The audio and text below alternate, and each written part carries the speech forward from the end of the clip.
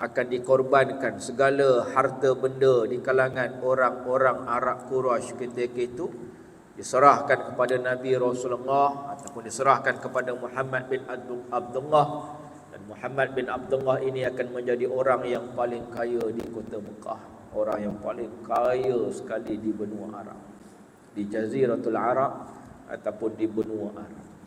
4 tawaran Nabi terima, Nabi tolak buta-buta. Satu pun Nabi tak terima. Dan Nabi bacakan surah Al-Fussilat ataupun surah Fussilat ayat 1 sampai 5 yang kita telah bacakan dalam pengajian yang lalu. Yakni bagaimana Allah sebut dalam Al-Quran bahawasanya ada orang yang bekerja, ada orang yang berusaha untuk memisahkan akidah, dan Allah kata fa'mal innana amilu. Jangan lupa Allah juga ada tentera-tenteranya yang sedang bekerja. Kalau orang lain bekerja untuk memusnahkan, untuk memperkotak-katikkan agama Allah, jangan lupa Allah kata fa'mal, kamu buatlah apa pun, innana amilun, kami juga, tentera-tentera kami juga sedang bekerja. Siapa tentera-tentera Allah? Termasuklah angin, ribut, taufan, hujan, air, laut, termasuklah binatang-binatang, semuanya yang menerima arahan daripada Allah Subhanahu wa ta'ala. Nabi Musa, tuan-tuan, yang lawan Nabi Musa Fir'aun, tentera Fir'aun 1 juta ditewaskan dengan air laut, tenggelam tentera-tentera Fir'aun, habis kalah. Tentera bergajah yang datangnya Asyamah An-Najashi bin Ajbar, itu nama penuh dia. Tuan-tuan, Raja Najasyi ni nama penuh dia Asyamah An-Najashi bin Ajbar. Raja Najasyi, akhirnya Allah bukakan pintu hatinya masuk Islam. Tentera bergajah, siapa yang datang? Abrahah datang, bawa berpuluh-puluh ekor gajah. Akhirnya ditewaskan hanya dengan burung ababil.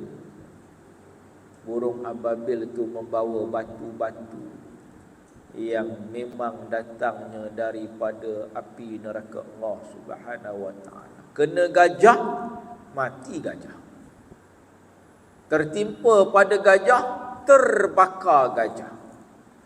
Logik akal, kalau gajah pun terbakar, burung lagi senang terbakar. Burung ababil bawa 3 ketul seekor. 1 di mulut, 2 di kaki. Masa dia bawa tu, luka pun tidak, melucur pun tidak, terbakar pun tidak. Ni kuasa Allah. Tapi bila dilemparkan ke bawah, terkena pada gajah, mati gajah. Yang dia tukang bawa, sikit pun tak ada apa. Tuan-tuan, betul lah kata Allah dalam surah Fussilat ini, ayat last sekali, ayat 5 ni, fa'mal, kamu buatlah, innana amilun, tentera kami juga sedang buat kerja. Kamu nak buat kerja, runtuhkan Islam, sila. Kamu nak buat kerja, jatuhkan Islam, jatuhkan Nabi, sila. Innana amilun, kami juga, tentera kami juga, kata Allah, sedang mempertahankan, sedang bekerja untuk mempertahankan agama Allah, untuk mempertahankan Nabi Rasulullah sallallahu alaihi wasallam. Tuan-tuan, bila Nabi baca ayat ini depan Utbah bin Rabi'ah yang tawarkan 4 perkara tadi, ketika itu Utbah ni terdiam, tak cakap sepatah. Sambil tangannya, tuan-tuan, diletakkan di bahagian belakang badannya. Letak di belakang, tangan 2 ni diletakkan di bahagian belakang. Sambil ketika itu bersandar di Kaabah. Macam orang dah surrender lah, tuan-tuan. Dah tangan letak belakang ni, dah nyandar, tuan-tuan. Surrender. Tuan-tuan, Nabi baca ayat ini sampai kepada ayat sajadah. Bila sampai pada ayat sajadah, tuan-tuan baca balik surah Fussilat tu. Ada satu ayat sajadah. Bila sampai ni, Nabi pun sujud ketika itu. Dan bila Nabi sujud, tuan-tuan, maka ketika itu Utbah bin Rabi'ah ni pun bangun balik. Maknanya gagal, misi dia gagal. Untuk tawarkan kepada Nabi, jangan dakwah, berhenti cerita tentang Islam, berhenti tentang cerita Tuhannya yang katanya namanya Allah, berhenti Muhammad. Ni 4 tawaran.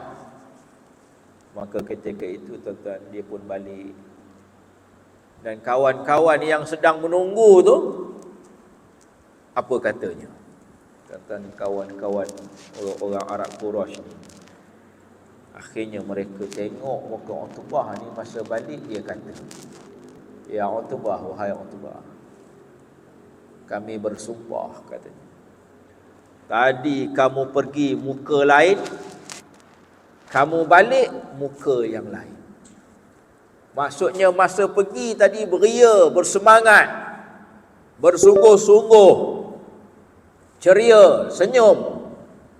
Tapi bila balik, macam orang hilang semangat, muka tak senyum, masam maju. Dan tuan-tuan, mereka pun tanya, "Maza bika ya Abu Al-Walid?" Apa yang berlaku wahai Utbah ataupun wahai Abu Al-Walid? Dan dia pun cerita, "Ya ma'syaral Quraisy, wahai orang-orang Quraisy, semasa aku menghadap Muhammad tadi, aku terdengar di belakang aku, kamu semua sedang bersorak. Kawan-kawan tepuk tangan, kawan-kawan bersorak. Sebab pasti akan menang. Lawan Muhammad, tawarkan pada Muhammad, pasti Muhammad akan terima tawaran yang tak pernah ditolak oleh manusia lain. Tak ada. Kalau tuan-tuan 4 perkara ni ditawarkan, 4 perkara ni. Yang pertama, jadi pemimpin yang tidak ada keputusan, yang tak tanya dulu. Maknanya veto, tuan-tuan. Kuasa veto. Diangkat pula menjadi raja, ditabalkan jadi raja. Harta yang akan dihimpunkan semua serah pada kita. Yang keempat, doktor yang terbaik, pasukan perubatan, pasukan yang terbaik. 4 benda ni tawar. Kalau saya tak ambil semua pun, satu mesti ambil. Apa tuan-tuan agak-agak rasa nak ambil apa? Rasa tuan-tuan lah, saya nak ambil apa agak-agak? Saya nak ambil buat duit tu tadi, harta. Bulan depan tuan-tuan tengok saya datang kereta lain dah, tuan-tuan. Duit dah banyak, takkan naik Beza lagi. Kecil keretanya.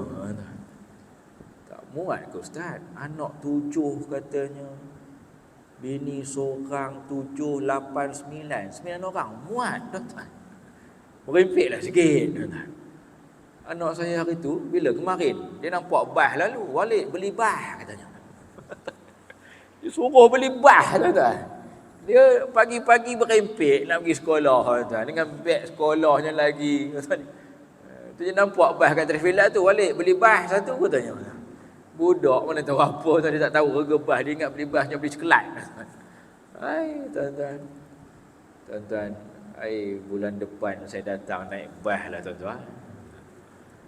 Tuan-tuan siaplah, sedia parking bas besar sikit lah, tuan-tuan. Nak cerita, tuan-tuan, duit. Tak nak jadi nombor 1 pun, tak nak jadi nombor 2 pun, tak nak ambil nombor 4 pun, ambil hak nombor 3 tu. Duit. Harta. Dengan harta boleh buat macam-macam. Tapi rupa-rupanya nombor 1 pun Nabi tak ambil, nombor 2 pun Nabi tak ambil, nombor 3 pun Nabi tak ambil, nombor 4 pun Nabi tak ambil. Keempat-empat ditolak oleh Nabi Rasulullah. Tu yang kawan-kawan bila tunggu Utbah bin Rabi'ah ni balik, tadi muka lain masa pergi, bila balik muka lain, masam aja. Apa kehenya? Tuan, maka Utbah pun kata, demi Allah, katanya, bila aku menghadap Muhammad, apa yang Muhammad sebut, apa yang Muhammad bacakan itu bukanlah syair. Kita ingat balik kan hari itu tuduh Nabi Muhammad ni penyair, reka ayat Al-Quran. Yang Muhammad baca itu bukan syair. Kerana syair ini ada bahasanya. Dalam kitab Fiqhul Harakah dari Sirah Nabawiyah, saya mengajar di satu tempat lain, kitab yang sama, kitab sirah juga, tapi agak nipis sikit, tapi ada 3 jilid. Dan disebutkan bahawa syair ni ada hijiznya. Syair ni ada rijiznya. Ada hijiz, ada rijiz. Kita hijiz pun tak tahu, hijiz pun tak tahu. Memang tak terlawan. Maka Utbah ni kata, apa yang aku dengar tadi, Muhammad ni bukan penyair. Apa yang Nabi sebut tadi, Muhammad ni bukan seorang pawang. Maka biarkanlah Muhammad, biarkanlah lelaki ini, janganlah kamu mengapa-apakannya, kerana aku pasti apa yang Muhammad bawa ini akan menjadi suatu berita yang cukup besar. Tuan-tuan, Utbah ni ataupun nama gelarannya Abu Al-Walid tadi surrender lah. Dengar Nabi Rasulullah baca ayat Quran tadi, surrender terus dia. Sebab tu tuan-tuan, saya sebut, kalau kita baca Quran, biar didengari oleh orang. Kecuali bila ada orang semayang dekat kita. Ada orang semayang, kita perlahankan. Fit sautak, perlahankan suara. Kalau tak ada orang semayang, biar kita baca kuat. Sebab dengan didengari ayat Al-Quran tadi, bukan sebab sedap suara kita, tak. Bukan sebab suara kita style-style Kori, style-style juara Kori, Perak, Imam Kamruzaman Daud, mantan juara tilawah Al-Quran peringkat kebangsaan 1, 2, 3, 4, 5, 6, ramai orangnya, berapa kali dah juara Malaysia ni. Bukan sebab suara sedap, tidak, tapi sebab ayat Allah itu ada specialnya. Bila orang dengar ayat Al-Quran ni, kalau ada orang yang ada hati dan perasaan, dia akan dengar. Walaupun mungkin kita ni orang Melayu tak faham, tapi rasa seronok dengar ayat Al-Quran. Rasa syok je dengar ayat Quran. Tuan-tuan, kalau kita naik kereta tu, buka radio tu, boleh buat pilihan kan. Radio sekian-sekian yang ada baca Quran, ada selawat, ada nasyid. Radio sekian-sekian yang tak ada, bersukaria saja, dan di situlah kedudukan iman. Jadi kalau Utbah bin Rabi'ah ni pun boleh seronok dengar Quran. Dia kafir, dia bukan Islam. Jadi tak ada beza kita, tuan-tuan, dengan dia. Malu kita dengan dia. Dia yang bukan Islam tu, dia yang kafirun tu pun rasa tertarik bila dengar bacaan Al-Quran. Kita radio tengah baca Quran, tukar pula radio lain, tukar tak nak dengar Quran. Malu kita Utbah bin Rabi'ah, malu kita dengan Abu Al-Walid ni.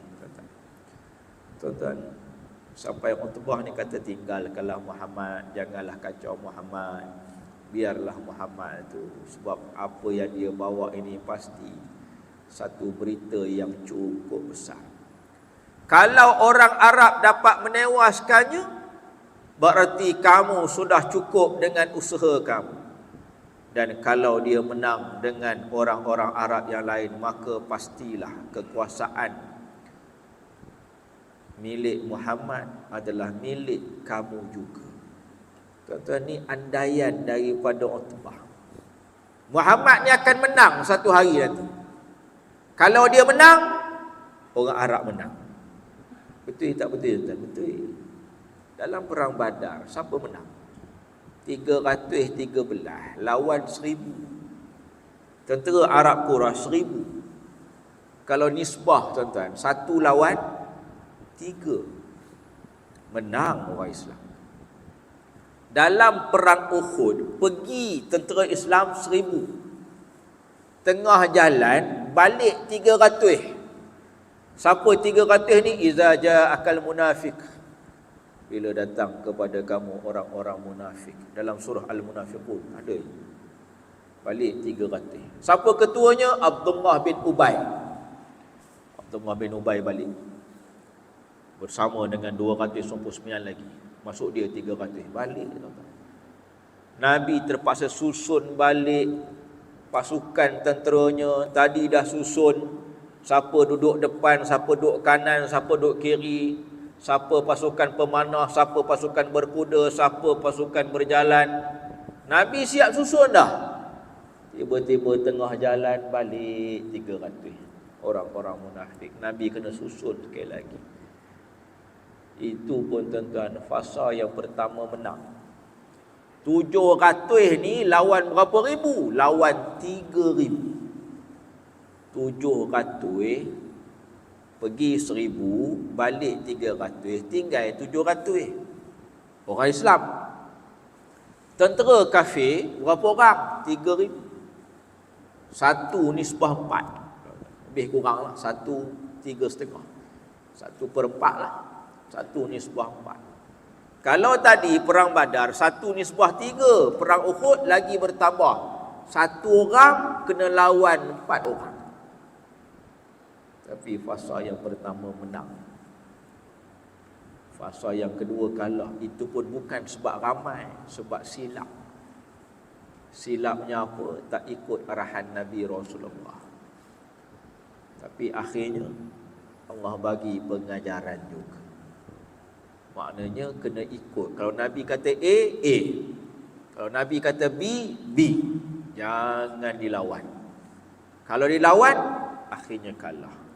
Kalau kita lawan cakap Nabi Rasulullah, akhirnya kita berdosa. Akhirnya kita ini tidak diredai oleh Allah Subhanahu wa taala. Sebab tu tuan-tuan, apa sahaja kata Nabi. Nabi makan begini, Nabi semayang begitu, Nabi tidur begini, Nabi buat itu, Nabi buat ini, ikut dia. Apa yang Nabi buat, jangan kita pertikaikan.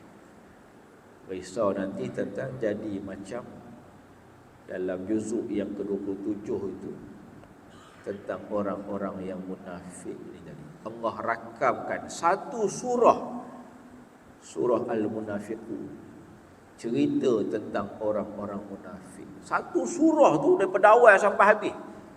Cerita orang munafik ni begini, sifatnya begitu, cara cakapnya begini, cara buatnya begini.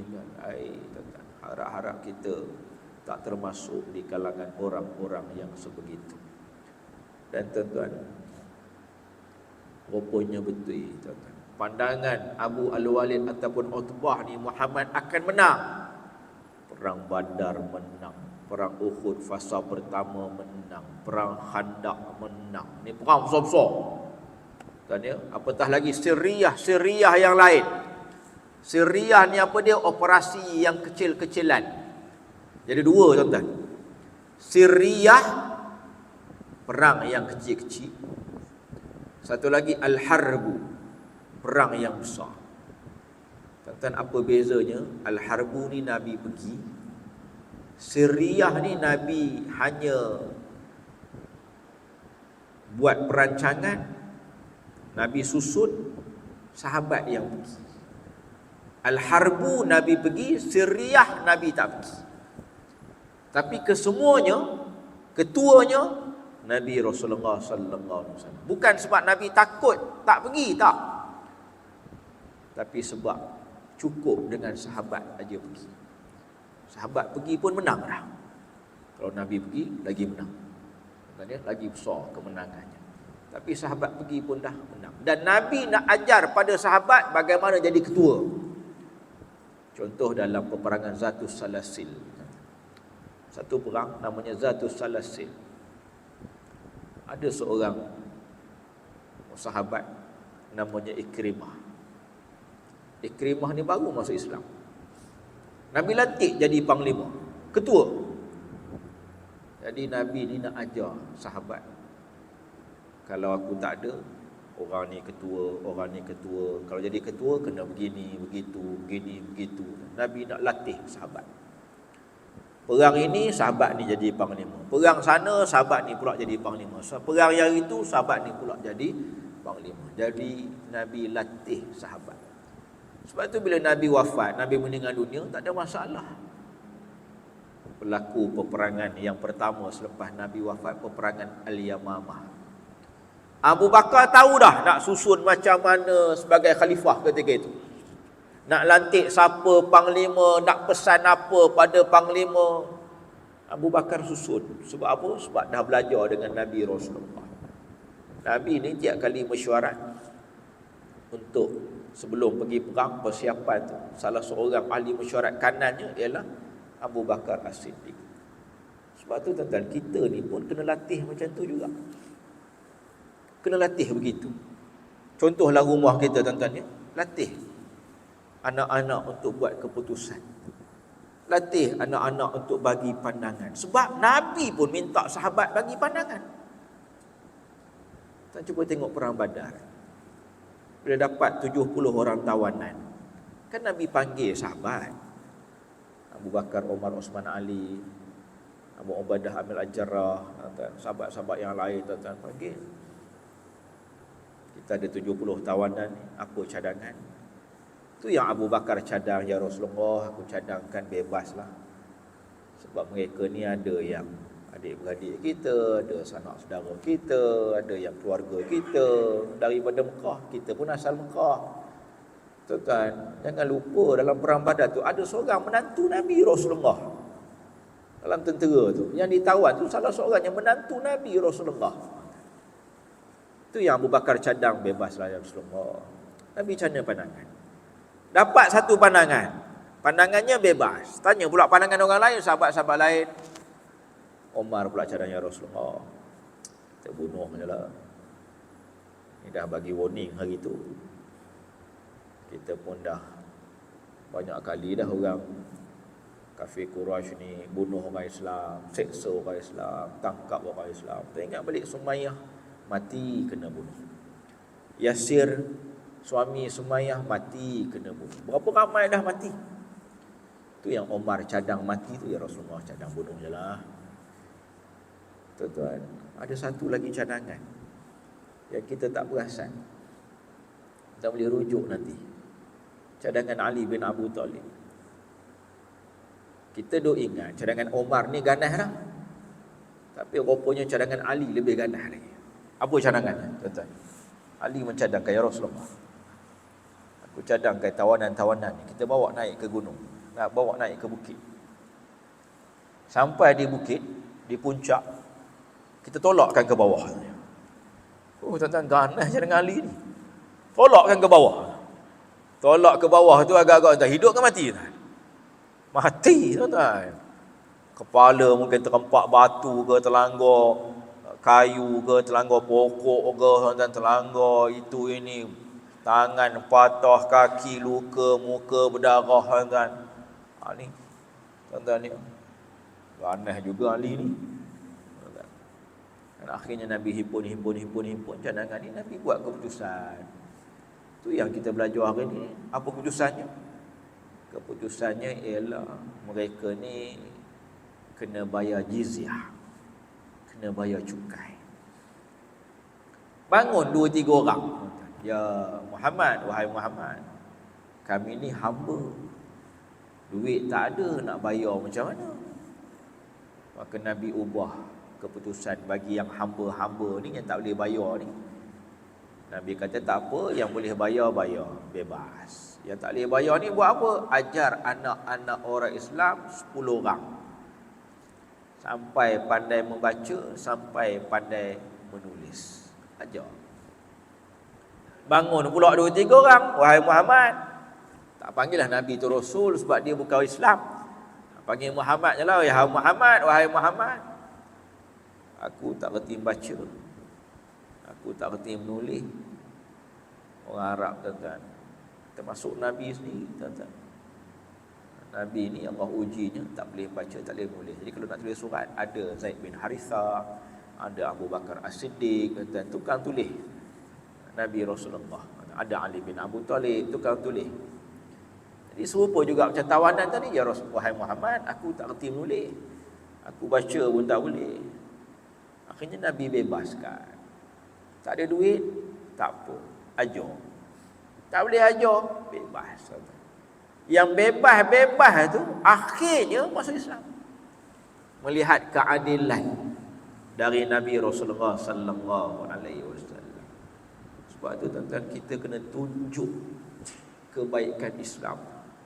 Kena tunjuk orang Islam ni baik, kena tunjuk orang Islam ni pandai, kena tunjuk orang Islam ni serba boleh. Kena tunjuk apa kelebihan kita sebagai orang Islam, tunjukkan tuan-tuan. Bukan nak riak takabur, tidak. Supaya nanti ada orang bukan Islam yang boleh tertarik dengan kita. Tuan-tuan, saya seronok tengok musim haji tahun ini.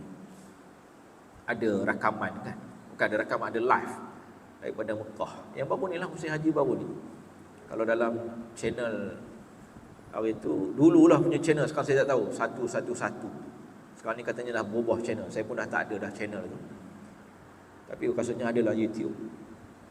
Tuan-tuan, sahabat-sahabat kita daripada Jepun, masa nak berjalan kaki daripada Mekah nak ke Mina, nak ke Padang Arafah tu, mereka bawa plastik sampah. Sahabat-sahabat kita Islam daripada Jepun berjalan di terowong tu, berjalan di sekitar masjid tu, bawa plastik sampah. Jumpa sampah putih, jumpa sampah ambil, dia bawa plastik sendiri. Jumpa ambil masuk dalam plastik dia, jumpa ambil masuk dalam plastik. Sampai tempat pembuangan sampah, dia pun ikat-ikat, dia buangkan. Tuan-tuan, benda ni kalau kita boleh amalkan, sebab Nabi sebut. Bukan Nabi tak sebut, an-nazafatul minal iman. Kebersihan separuh daripada iman. Tuan cuba tengok kapet kita ni kan. Masing-masing tengoklah kapet. Saya pun tengok je. Ada tuan-tuan 1-2 habuk tu. Bukti tuan-tuan, bukti. Saya bukan nak cakap bohong. Mana ke tadi? Simpan dalam poket tadi. Ada 2. Pas semayang tadi, ni. Kalau tuan-tuan nampak lah ni, saya pegang kecil lah. Lui. Pas semayang tadi, ada. Ambil, masuk dalam poket. Ketah je pun. Macam serepih-serepih habuk tu. Bukan luar pun, bukan kotor pun baju kita ni. Ini, bukan nak saya nak riak takabur, tidak. Tapi kalaulah semua tuan-tuan, luar dalam, depan belakang, atas bawah, masjid kita, rumah kita, kawasan surau kita, tuan-tuan, boleh kita amalkan macam itu. Macam sahabat-sahabat kita Jepun. Sebab Nabi sebut. Bukan sebab orang Jepun buat, tidak. Sebab Nabi sebut. An-nazafatul minal iman.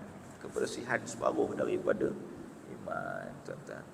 Tuan-tuan, kalau orang tengok tempat kita bersih, rumah kita bersih, masjid kita bersih, surau kita bersih, kawasan kita bersih, tuan-tuan, boleh jadi orang akan tertarik dengan Islam. Boleh jadi bila kita baca Quran ni, orang akan dengar dan orang tertarik pada Islam. Boleh jadi kita pakaian kita serba bersih, tuan-tuan. Bukan bersih tu maksud baru, tidak. Kemas, bersih, kerja cantik, tuan-tuan. Kita kerja pejabat, kerja on time. Kita kerja pejabat, kerja kita cekap, tuan-tuan. Maka ini, tuan-tuan, orang akan tengok, oh bagus orang Islam. Oh bagusnya pekerja yang namanya orang Islam. Jadi insya-Allah, tuan-tuan, kita cuba untuk laksanakan perkara-perkara yang diarahkan oleh Nabi Rasulullah sallallahu alaihi wasallam ini, insya-Allah, dan mudah-mudahan tuan-tuan kita akan jadi seperti mana seperti mana sahabat-sahabat Nabi Rasulullah sallallahu alaihi wasallam. Jadi kita berhenti muka surat 143. Tuan-tuan, bagaimana cerita tentang Abu Al-Walid ataupun cerita tentang Utbah ni tadi, yang balik muka lain, pergi muka lain, dan akhirnya dia pun sendiri sebut jangan ganggu Muhammad. Sebab Muhammad ni sedang menyebarkan satu benda yang cukup besar. Kalau Muhammad menang, kamu pun menang. Kalau Muhammad kalah, kamu pun akan kalah. Maknanya Arab itu akan kalah. Wallahu ta'ala alam. 143 kita berhenti. Tuan-tuan, nanti insya-Allah akan ada satu lagi ayat surah Fussilat juga, ayat yang ke-13, yang menceritakan bagaimana kisah amaran yang diberi oleh Allah Subhanahu wa taala. Bismillahirrahmanirrahim. Alhamdulillahirabbil alamin wassalatu wassalamu ala asyrafil anbiya'il mursalin wa ala alihi washabihi ajmain. Allah muftah alaina, Allah muftah alaina, Allah muftah alaina. Ya Allah Tuhan kami, bukakanlah pintu hati kami, ya Allah. Ya Allah Tuhan kami, bukakanlah pintu hati kami untuk kami ini mengikuti segala sunnah-sunnah Nabi-Mu, ya Allah, agar dapat kami melaksanakan segala perintah-perintah Nabi kami, perintah-Mu, ya Allah, ya Rahman ya Rahim ya Qawi ya Matin. Sallallahu alaihi Muhammad wa ala alihi wa sahbihi wa barik. Alhamdulillahirabbil alamin. Assalamualaikum warahmatullahi taala wabarakatuh. Tasbih para Rasulullah subhanallahi wa bihamdihi.